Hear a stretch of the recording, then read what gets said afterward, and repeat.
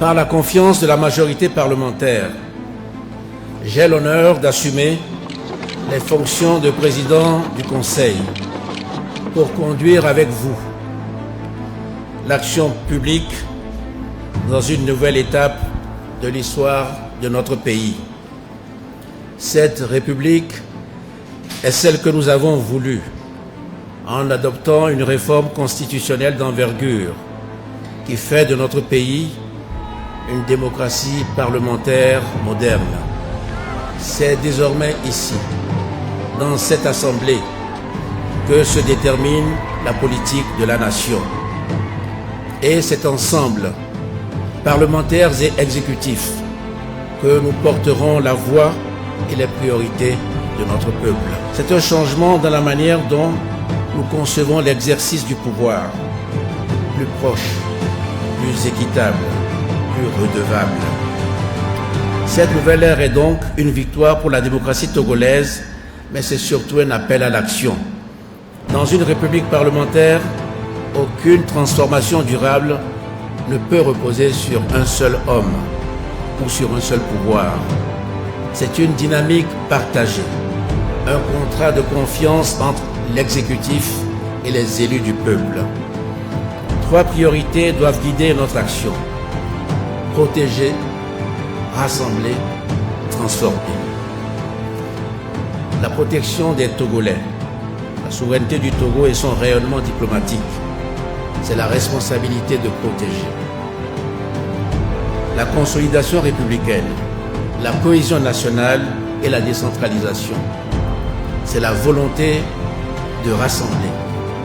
Et le développement économique et social, c'est l'ambition de transformer. Notre première priorité sera de protéger. Protéger notre pays, protéger les citoyens, protéger l'État, protéger la stabilité et l'équilibre de la sous-région. Le Togo poursuivra sa diplomatie de stabilité et d'influence. La voix du Togo portera pour la paix, l'intégration régionale, le panafricanisme moderne et les partenariats stratégiques en lien avec la diaspora et les acteurs économiques.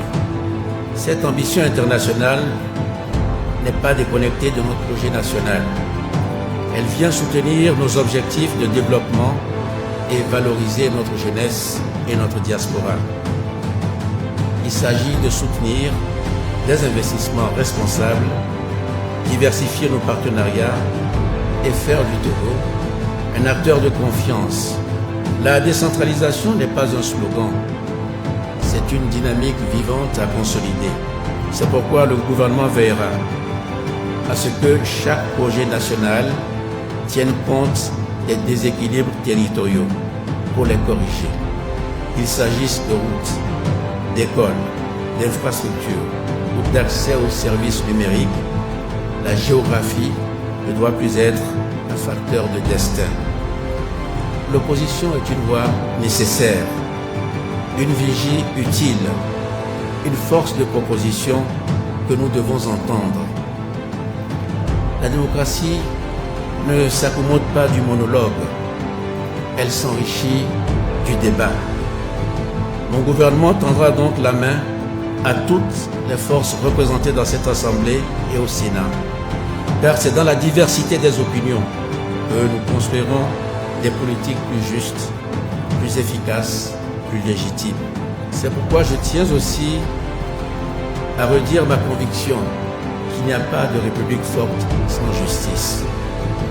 Nous poursuivons résolument la modernisation de notre système judiciaire, car moderniser la justice, c'est garantir à chaque citoyen un accès plus simple, une réponse plus rapide, une institution plus fiable.